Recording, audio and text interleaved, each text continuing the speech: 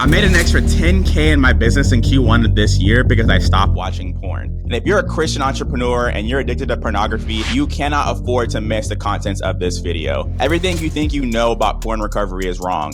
No more white knuckling, confessing to accountability groups, or downloading apps on your phone. Those things aren't necessarily bad, but they're just band-aids to their deeper issue. A lot of you guys are thinking that you just have a high sex drive, or that the enemy is just tempting you with lust, or that you're just a lustful person. But the truth is that there's a deeper need that's inside of you that most people just aren't self-aware enough to be able to recognize to get the true healing they need to quit porn forever. Because we all know it's cyclical, right? You can quit for 3 months or 4 months and then you're back into it. You have a bad day and you're back into it. That's cyclical for so many people, especially for Christian entrepreneurs. This is really killing your business because there are strategies and things that God wants to do that porn is eating on. That spirit is in your heart and it's stealing from you, and it's stealing from your ability to be the ultimate version of your business that God has called you to be and that you want to be. And so today's video, we're going to be talking with a porn recovery specialist who's going to help you get free and unlock the creativity and strategy that you need to grow your business. Welcome to the Blueprint Podcast on Architect Network.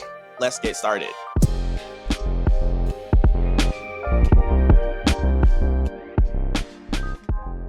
So today we're interviewing Mr. Charles Meyer, Tampa-based online coach, porn recovery coach, business coach, and the name of your program is Know Thyself, and you're helping Christian men all over the nation get free from porn, grow their businesses online, get financial freedom. And so I'm excited. I'm a personal success story client of yours, and so I'm excited to let the world know about this freedom that I got and how you and the Lord were able to help me get there. So thanks for joining, man. Dude, I'm so excited to be on here. Yeah, absolutely. This is our second episode. And just transparently, the first episode, I was too scared to like say that it was me, right? Like we talked vaguely around some things, but I wasn't like, hey y'all, like I was addicted to porn. Like, you know what I mean? We didn't go there. And so I think the Lord has really challenged me to just be really transparent and really vulnerable with my story. Because I think it's going to help other people be set free. And so I really just want to be really relatable and really honest in this episode.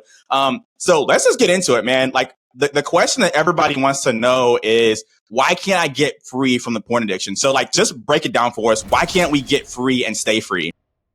Dude, honestly, what it comes down to is this.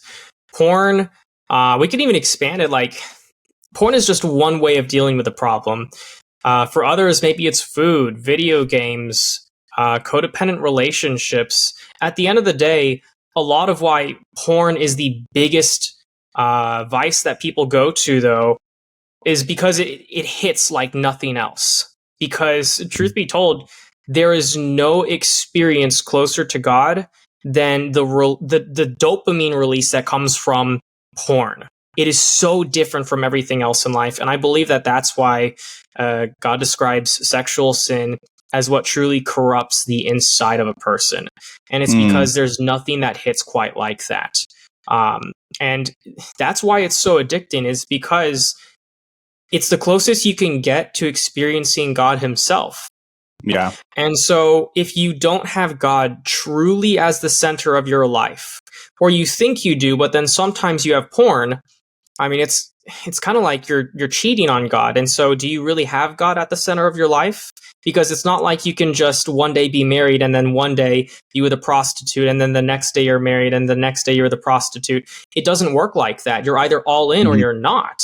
And so really what it comes down to, the reason why any person is going to have difficulty getting free from porn, it's really because it's meeting some very, very deep needs.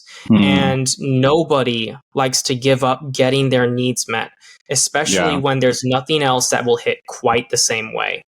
Yeah. And I think that's so powerful because there's so much shame and condemnation that comes from a pornography addiction, right? And like I said in the intro, we just attribute it to being in a sexualized world where everything, we turn on the TV, you turn on your phone, and there's just like Instagram models and, you know, bikini babes everywhere, right? And so for men specifically, it's like, okay, I'm just being tempted and I gave in to my temptation, right? So many guys cop out with that answer, unintentionally knowing that, no, man, like there actually is a deep, healthy need that you need to be met, and you're meeting it with pornography, but you're staying surface level because you think that it's because of lust, right? And obviously lust and the sexualization of our society doesn't help with getting free. Definitely not trying to say that, but I think there's a deeper, healthier issue, which for me set me free because I kept thinking like, yo, I have this demon inside of me that I can't get rid of. Right. And through your program, I was able to realize like, no, there's something in me that I'm trying, a hole that I'm trying to fill.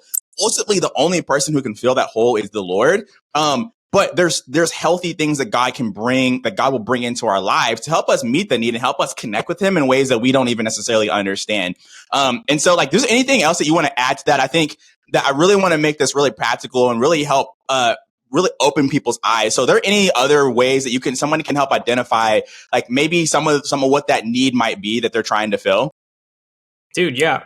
So there's a couple different ways that we can look at it because everyone uses a different word to describe what their unmet need is, especially because if you really think about the construct of language itself, all we're doing is putting symbols to these feelings within ourselves. And when you put the wrong symbol to the feeling, you start trying to solve that inner feeling probably the wrong way. And that's why we end up with addiction, because you have a healthy need that is being met with an unhealthy means because it feels good. But just because it feels good doesn't mean that it actually is good. And there's enough scientific evidence for us to see that porn is unhealthy in every possible way. No matter what anyone says about just getting their basic sexual needs met, it never has anything to do with sex itself. It always has to do with things like childhood trauma that results in someone feeling not enough, unwanted, unloved. Maybe they express that as feeling rejected, or maybe they'll say it as they never felt accepted. Maybe they feel like they don't have a place to belong. And so what that'll leave them doing you're like literally reading my mail right now. Those were like all of my triggers, right?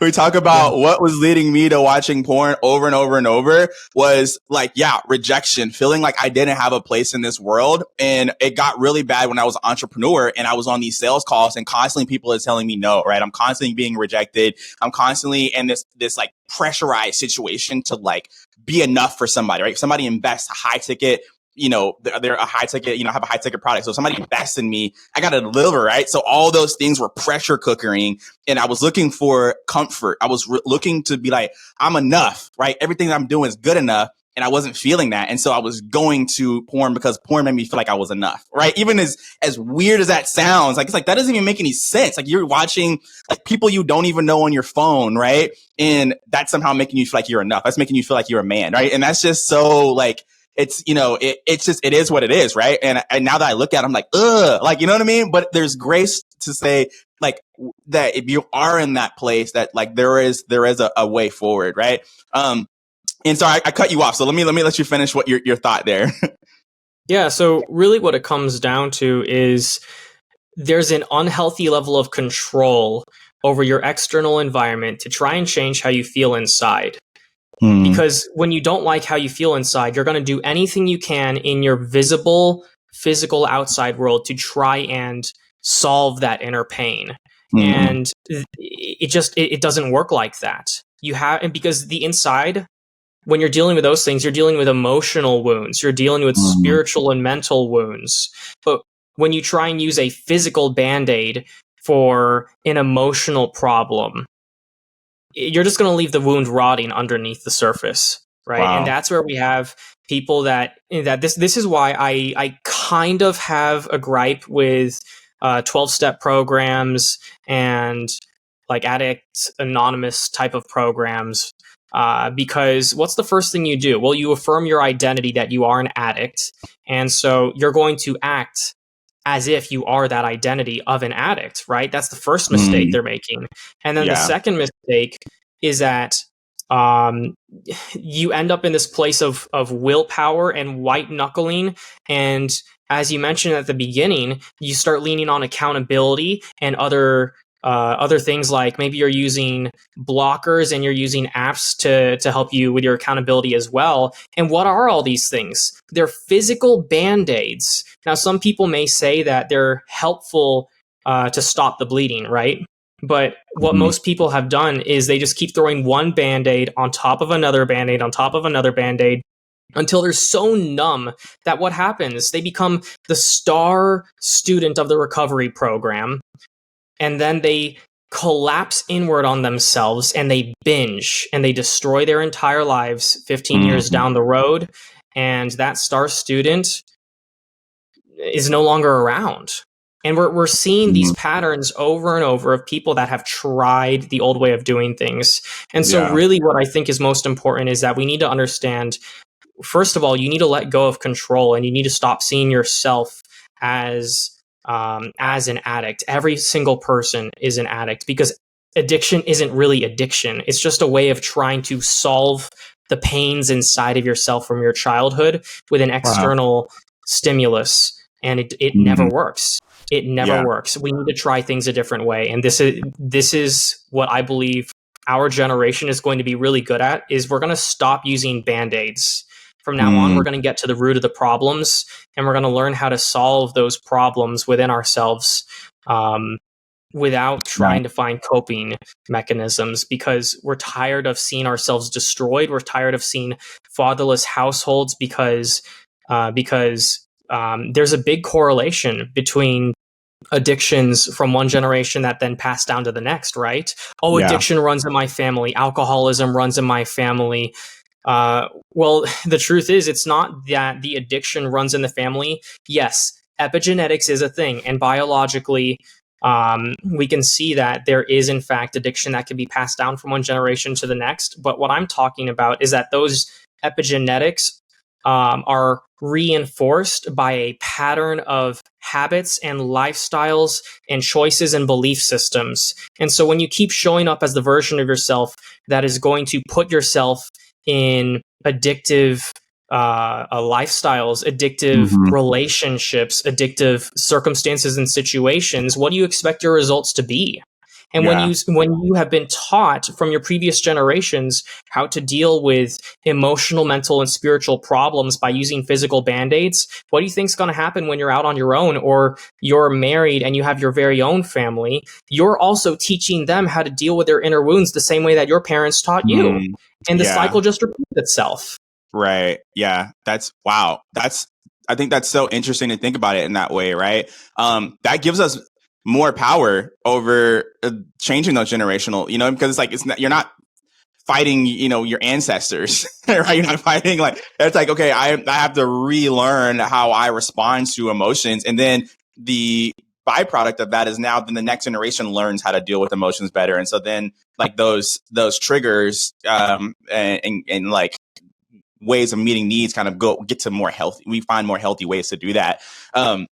I want to share a little bit about my story. And then after that, I want to get to your specific method, how you're helping people get free, because it happens so quickly. I was surprised. I expected this to be a long, hard journey. You know what I mean? And I was expecting a lot of white knuckling, and Charles is going to give me this this prayer to pray, or this thing to do, the scripture to read, and that's what I'm going to be in the late night hour when I'm tempted to turn on my phone and watch some porn. And that just wasn't we might have talked about porn 2 times in the 3 months we worked together, 2 times, and the rest of it was meeting all those needs, finding out how to meet those needs, right? And so I went to Charles. We had met through a coaching program that we were in together, and I remember thinking this guy actually is helping people do that. Good for him. But I was I've been trying for years. So I don't know there's no magic bullet. You know what I mean? I don't know what he's selling. Right. But I got to a point in my marriage where I felt numb. I had some interactions with my wife where it scared me. I was like, I cannot feel anything right now. Why is this happening? And when you talked about the star student, just collapsing in on themselves, I felt like that was me, right? Because I hadn't really since I was married, I really hadn't really had the temptation to watch porn, right?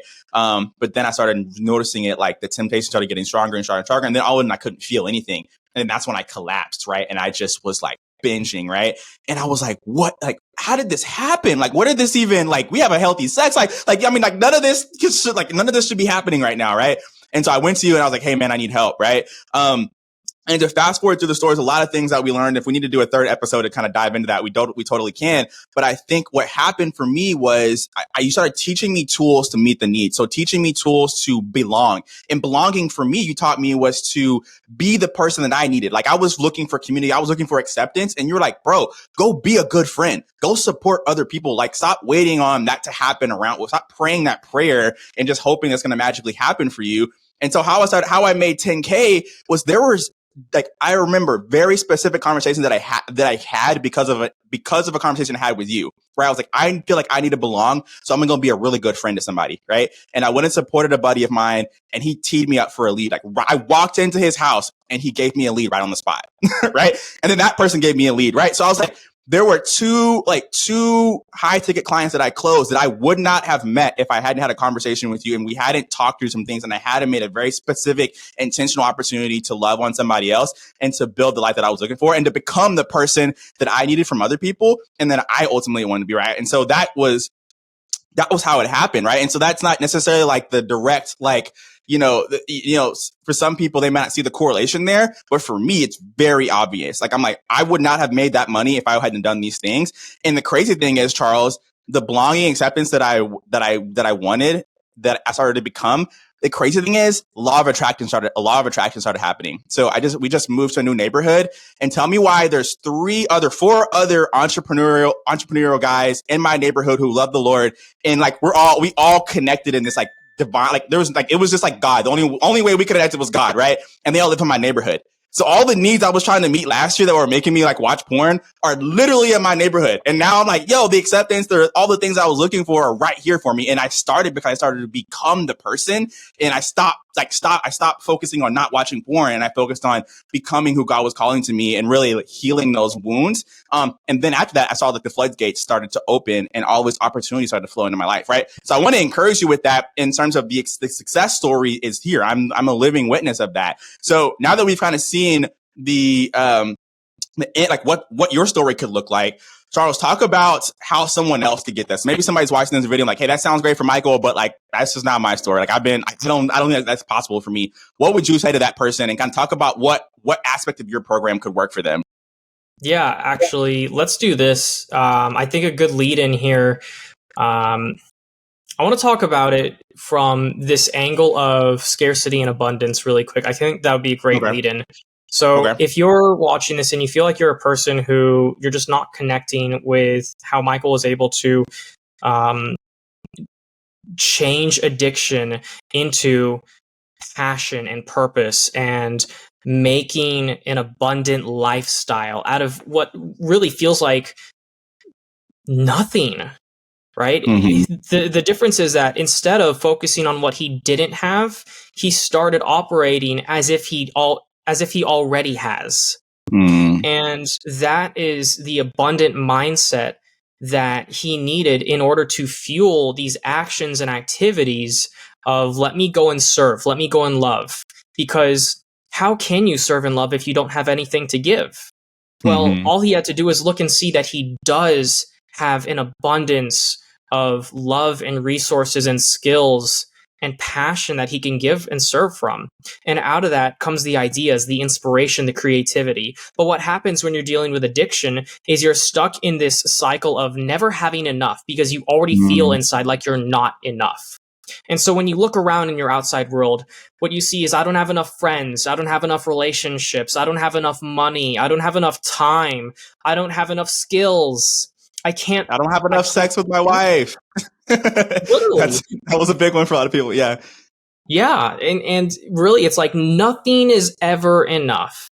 And here's the thing. That's not reality. It's simply what you keep speaking, because there's the power, and the power of life and death is in the tongue, guys. And so when you speak life, you're going to see abundance flow. But it has to come from authenticity. So if inside of yourself, you feel like nothing is ever enough, and you try and start speaking life, it's going to feel a little weird at first, because maybe you haven't hit the gym in a while, and your abundance mindset is a muscle that has atrophied because you've become so used to all of life looking like you never have enough. And so the more that you continue to to get in the gym and you practice showing up for yourself and you practice showing up for others and you practice loving and giving and serving as if you're already living the life that you want to live, then you're going to start to see these serendipities happen. You're going to start to see these synchronicities and these connections, these relationships are going to just start to appear out of what feels like nothing. Because you can't create something from nothing, but it will look like that when it happens from within. The change needs to happen from within, where you switch from this scarcity and feeling like you're not enough to suddenly, now you can feel like you're enough. Yeah. Because when you can really reach that place where you're saying, I have everything I need because God has already provided all of it for me. He has already given me everything that I need. And out of that, that is what I'm serving from. You cannot do it in your own strength because a cup cannot fill itself up. So the only way for you to really access this unlimited abundance in yourself is to be directly connected to God. But here's the thing, the number one roadblock, and I think that this is where the pattern identification exercise is so powerful, is that you're not going to see yourself clearly, you're not going to see people clearly, and you're not going to see God clearly if you don't do this one thing. And it's clearing your lens of reality from what your parents made it to be. Your parents taught you to see the world a certain way. They taught you your belief systems. They taught you your values. They taught you how to respond in certain situations. And that determines who you view God as, who you view yourself as, and who you view people as. But what are the top two commandments in the Bible? Love God and love your neighbor as yourself. But how can you love your neighbor if you hate yourself? And how can you love yourself if you don't love God? And so you need to unclog these pipes, really, where you have love for God, you have love for yourself, and you have love for your neighbor. But in order to do that, you need to see them all in a different light. And so to see them all in a different light, you have to first start with, where are you at today? Who are you today? So that you can start to create new alignments and you can create love from a place of authenticity. Because what a lot of people will do, and this is where they really fail, honestly, this is where people fail, is they're trying to create a beautiful life, but they're too afraid to step out of the shadows. So if you want to create this abundant, bright future, then you need to step out from the shadows and admit where you're at today, from all the good and all the bad. And in order to do that, you need to start with who made you. Who made you into the good? Who made you into the bad? And that's where this pattern identification exercise really comes into play. Because how are you supposed to know why you're here and who you are if you don't even know who you are, because you don't want to know who you are, because it's too scary to look in the mirror and to see the things you don't like about yourself because of what other people have told you is wrong with you, because of the things you've allowed yourself to say are wrong with you. When you start to look in the mirror long enough, what you need to be able to do is look at yourself and say, I love you. I love who I see in the mirror. I love all the parts of me, even the parts of me that I don't like to look at. I'm going to learn to love them each and every day. And out of that, you're going to find new ways to love the people around you that you didn't think was even possible. But in order to access that love, you got to step out of the shadows into the light, view yourself as you are, so that you can start making those changes from a place of authenticity, because you cannot change if you're still hiding in the shadows. So pattern identification, what it's all really about is learning, who did your parents make you to be? Now, this is not about blaming your parents for all the things that happened to you. Every child has gone through some form of childhood trauma, and that's just what we get from living in a broken world. But we are being made new each and every day. We are all on a journey of sanctification and becoming new. And I believe that we have to first start with redefining what first of all, temptation and sin are, and second of all, what repentance is. So before we dive any further, I think these mindset shifts are really important. Temptation and sin, what this really is a desire to meet a legitimate need through a destructive and illegitimate means. So it's a healthy need, but it becomes sin when it destroys you or someone else or your relationship with God. Okay. And the Bible says that it is sin that numbs the heart. So think of it like when you get a physical scar, it's kind of like when it heals, there's a bit of a callus, there's a bit of a leftover wound, right? And so for a lot of people, if you've sinned a lot, don't look at it from a spiritual lens. Look at this from a very, very practical lens for just a brief moment, okay? We don't need to super spiritualize everything. Let's make it practical. When you get a lot of scars and a lot of wounds, you're going to get a lot of calluses. Your skin's going to look mauled. You're not going to look exactly how you were made to be. You may not look beautiful. You may feel like a wounded animal inside. You may feel like a broken child inside, no matter how old you are. And so those are the parts of you that need to learn to grow up emotionally, spiritually, mentally, because those childhood traumas are keeping you stuck as the same person who responds in addictive patterns that create self-sabotage cycles, because there's a fear of letting go, of controlling the way that you get your needs met. And so the second piece of this is the mindset shift of what repentance really is.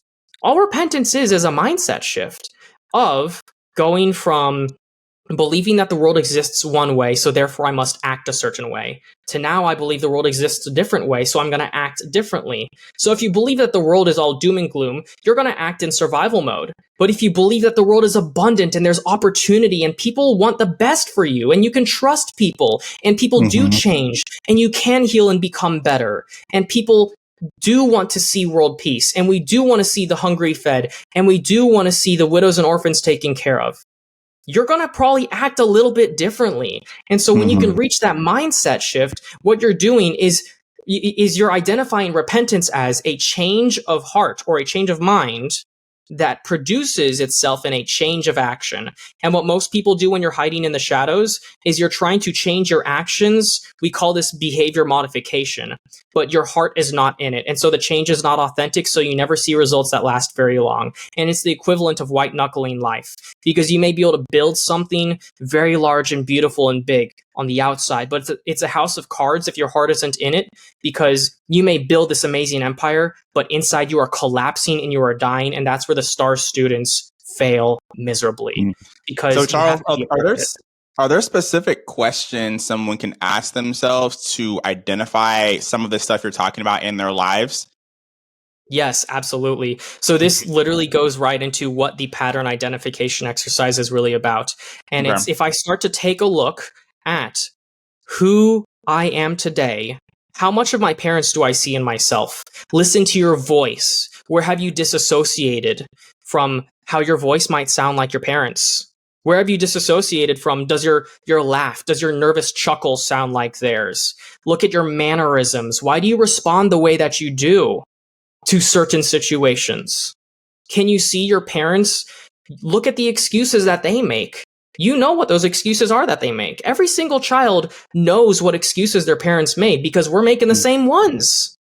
Yeah. And until you can learn to recognize that and truly acknowledge it, you may say that you had great parents, and that's awesome. I'm glad you had great parents, but there is no perfect parent. And so you must learn to acknowledge that they were not perfect. And what those parts of them that were not perfect have done is impact you. You're basically repeating the good and the bad of who they are. So you must hold them accountable for the bad so that you can be held accountable for that bad in you, so that you can change it and break the generational cycle. And this isn't blaming anyone. We're not blaming your parents for where they messed up, because we're going to mess up too. But it's to take responsibility, because unless you are willing to admit that there is something going on inside you that is not right, you cannot change it. So you have to ask, what are those mannerisms where I am copying them? Where do I look like them physically? Where do I sound like them? Literally, how do you sound? Does it sound like them? Where are those same belief systems? And here's the thing, guys. If you want a different life than the ones that your parents gave you, or if you want to continue to build on the life that your parents gave you, that is awesome. But you're not going to get there believing the same things that they believed. So the thing is, I would never ask an overweight person for fitness advice. I would never ask a millionaire. I would never ask a poor person. I would never ask a poor person, a homeless man, for millionaire advice. I would never ask someone who doesn't have the thing that I want for advice on the thing that I want. Yeah. And so we end up doing that from our parents a lot of times because they're shaping our worldview. They're creating our values and belief systems. And really, until you get rid of the copy and paste system and you start making your beliefs and values your own, you are Mm-hmm. literally just a literal replica of your parents. You have only replicated their personality. So you may not even be your own personality because maybe you've spent your life as a people pleaser or a peacekeeper because you're only copying the bad habits of the parents Yeah. who made you. And I want to interject here real quick because I think all that's really good. I think somebody who's watching this, they might have been expecting this video to be a more tactical, strategy based. Here's how I can get rid of this addiction, right? And the reality is, this program and this way of getting free is all about changing your mindset. And I think a lot of times we want the easy, just tell me the 3 steps that I need to do, man. Just tell me the app I need to download. Tell me the verse I need to read. Tell me the prayer I need to pray. And the reality is this is a shifting. How this works is a shifting of your mindset and a shifting of how you view the world. And good coaching isn't telling you things that you like, isn't telling you things that you already know or things that you're comfortable with doing. Like if you already knew how to get rid of your porn addiction, you would have already done it. So if you're listening to this and you're like, bro, I don't know, you're talking about like my past and my trauma. Like, bro, I'm just trying to get rid of this pornography addiction, right? Like what Charles is telling you is that there's a different way of thinking about this problem. And the way he's honoring you in this free YouTube video he's giving you is like, hey, there's a whole different world that you don't even know about. Like you think that you know what it takes and you've heard other people tell you, oh, just do this or do that. Your pastor said X, Y, and Z, right? The reality is good coaches are going to tell you something that's hard for you to do. And it's hard because that's what you need to do. And it's hard because you've never done it before, right? So if you've never gone to the gym before, going to the gym is going to be hard. So if you're listening to this, you're like, yo, all this sounds pie in the sky, like therapy type stuff. Absolutely it is. But for people who actually want to get free and have tried everything else, what else do you have to lose? Right? If you've got the porn blockers on your phone, it's not working. If you've gone to disciples group and every single week you're like, yeah, guys, I did it again. Or every 3 months, you're like falling back into it. If you're white knuckling and you're spending all night praying and reading the Bible and you can't get any sleep because you're trying not to watch porn, you know what I mean? Or you're coming up with all the excuses. You think you can just watch some soft porn. Like, oh, like, yeah, this isn't actual porn. It's just like to relieve the pressure or whatever you're doing. Like if all that stuff isn't working for you, then you need to open your mind and ask the Lord, hey, is there a different way? And is there another way that I need to become? Is there another person that I need to become so that I can activate the freedom to unlock things in my business like I described earlier? So if you want to know more about the pattern identification system that Charles was talking about, we have a link in the description. He literally has a free training that'll kind of go over more of this in detail, and you'll have opportunity to book a call with him and ask him questions if you're kind of like, if you're more curious about how this works and how it can work in your life. Totally want to help you. So I want to shift here and talk a little bit more about some of the other success stories that you've seen, Charles. I know that you've been doing this for a while and you've seen some awesome testimonies. So share some more testimonies just to encourage some folks, some guys that or girls or whoever that you've seen been able to get free from pornography and kind of how that's impacted their business. Yeah, absolutely. So I'll say one in particular. This guy was actually a creative type. He was one of my really early on clients, and he couldn't understand why he has done all the things. He's tried all the solutions, but they just were not working for him. He's a good, godly man. He has a beautiful marriage, and he honors the Lord in all that he says and does, but he could not figure out for the life of him why he could not be free from the addiction. And so what ended up happening was the more that we walked through this process, I actually took him through my my dopamine detox. And it's a lot deeper than just putting down electronics. It's all inclusive. And maybe that's for another episode. But really what it comes down to is he followed my process through and through. And what he learned was that he has been looking to pornography, even though he loves his wife. He's been looking to pornography as a way to escape the parts of himself that he didn't like. And pornography made him feel better as a man, because that's what he was taught by his angry father, was that when you sexualize women, it makes you as a man more manly. And so the more that he was able to recognize that he didn't really know who he was as a man, because all he had known was how to sexualize women and find a lot of Wow. his identity in that. He was able to finally heal and forgive his father and let go of that pain in his childhood. Yeah. And out of that came freedom from pornography so that he could have a beautiful future. And he went on to be an amazing singer. That was his career choice, was he knew that God was calling him to get deeper into worship and to be a singer. But he couldn't understand why he didn't feel fully released. And it was because he knew that this addiction was holding him back, and he never wanted it to get in the way of his marriage, but it was. And so shortly after he found freedom, his brother went through the program too, and his brother found freedom as well. And I would say there's another really, really cool story of a client that he found all of his identity in his career. And it's a very high pressure job. So he felt like this career was his literal purpose in life. And he could not fathom getting fired, but he was so high strung, and he has been forced to be this super analytical, logical type of person, which doesn't work when you're trying to solve an addiction, because addiction is not 2 + 2 = 4. It's emotion plus emotion equals more emotion equals more emotion. It's a very non-linear process. There's a lot of poking and prodding into the dark parts of your mind. And so the deeper that we dug, the more we found that his childhood was based around strict rules and rigidity. And he had actually decided on his entire life to pick this career that made him feel like he was enough. Yet when he is at the job, he was more controlled by others. He was controlled by his boss. Why? Because he was so shrouded in fear of losing this job, because without it, he did not know who he was. So when he finally healed from his childhood traumas, and he healed from the rigidity and the religiousness that his parents raised him in, he was able to be set free and learn that he can build whatever kind of a life he wants. And he ultimately decided to stick with the career that he wanted.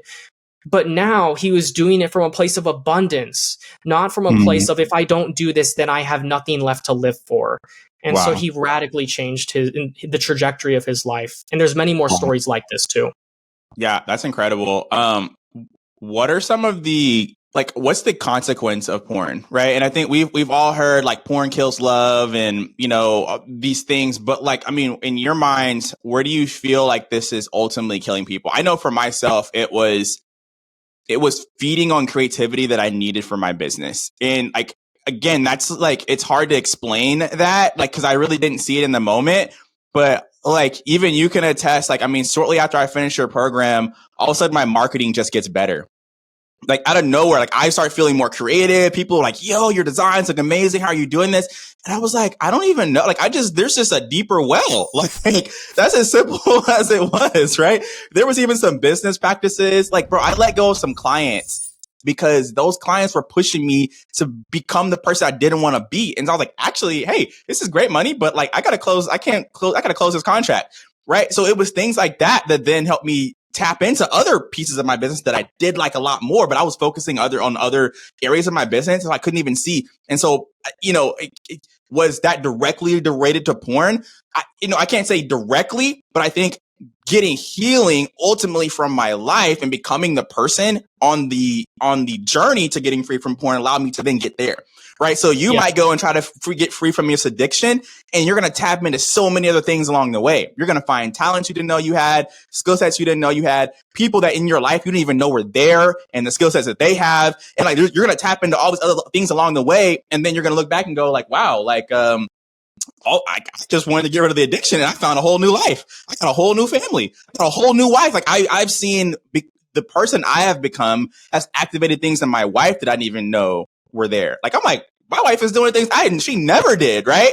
And I'm just like, that's part of that's because I'm more free. So I'm allowing her to be free. And so the energy I was bringing into our house like sadly was constricting who she could become, right? So if you're the leader of your family and you see yourself as that, as if you feel like the responsibility the Lord has put in you to lead your family, you can't lead your family the way that God has called you to lead your family and to set your family free into who they need to be if you are in bondage. And so that's from my perspective why I think porn is so pervasive and why it's hurting you more than just being a bad Christian and sinning. Like, I'm just like, that doesn't move the needle for anybody. Like we all feel bad about sin. That doesn't mean we're going to stop.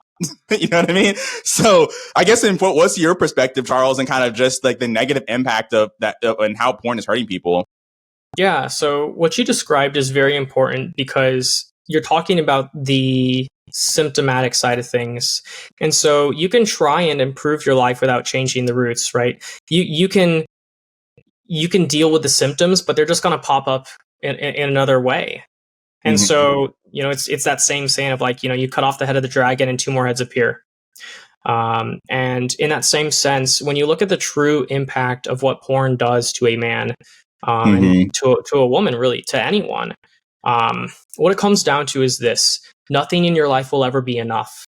You'll fight so hard. Life will feel like a fight to get everything that you want, and you're never going to arrive.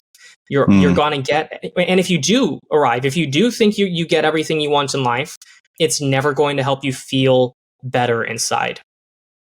And this describes really a lot of how people already feel, because you can have all the friends in the world, but you still feel alone in a room full of friends. You put on a smile, but you know it's fake because you are slowly dying inside, because there is nothing that hits like the hit of that dopamine release from porn. There's nothing that hits like it, because it is the greatest false light available today.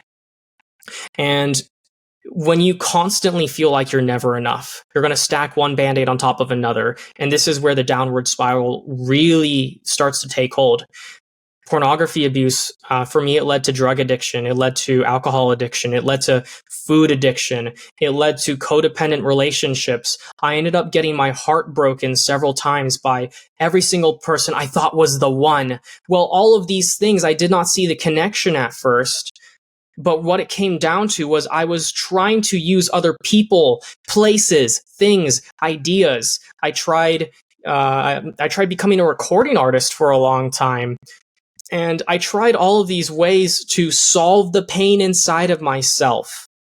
I thought that I just needed more life, more love, more joy. I needed all those things, yes. But I was trying to do it to solve a pain inside of myself without actually bringing my heart to the surface and being willing to empty myself out so that I could be filled with something legitimate and real, not needing to hide from the shame and guilt inside of myself of the things that were done to me and the things that I did in my past.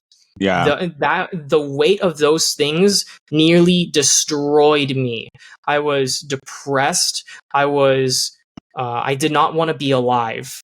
And I was looking for every single reason to not be alive. But that is the long-term effects of trying to solve all these emotional, mental, spiritual issues inside of myself. And that is the same exact thing that I see happening with every single person that I have helped, is they are trying to change who they are and how they feel about themselves by doing everything except actually examining themselves. So if you're watching this video and you're like, man, I need more of Charles, I need to get more information about him and how to work with him, again, his information will be in the description, so you can watch that free training on pattern identification, book a call with him, do an assessment. He'll help you kind of find out where you're at, help you identify what point you're at right now, and help lay out a plan for you so that you can grow in the future. Also, a great resource for you coming off of this video is a book called No More Mr. Nice Guy. You can find that on Amazon. I'll probably link it in the description as well. That book, if you have a porn addiction or feel like a lot of the things we described earlier where you're not feeling accepted, you feel rejected, like you're not enough, you're going to read that book and it's going to read back to you. You're going to be like, I'm reading about myself. Like, that book will unravel you. It's going to bring a lot of self-awareness. And if you do end up working with Charles, that book will help you get results faster, just straight up. Again, Charles, thank you so much for joining us today, man. I'm super excited for the impact you're making in the world. I think this is so needed. This is a hard topic that people want to talk about. And so I want to applaud you for being courageous, stepping to fill this gap in the kingdom, the people who are going to like solve this problem, because, you know, for so many people, so many pastors and church leaders, they haven't even figured it out, right? So somebody's got to figure this out for the kingdom of God to grow so that we can get free, start becoming men and women that we're meant to be. And so I appreciate you stepping up to that mantle. And I'm sure you get a lot of flack for this, man. I'm sure the internet is not nice to you all the time. And so I can imagine you go through a lot, man. So I appreciate you. Thank you. Thank you for having me on, Michael. Absolutely. Thank you for watching the Blueprint Podcast. Feel free to check out the next video coming up on your screen and then give this video a like. See you guys next time.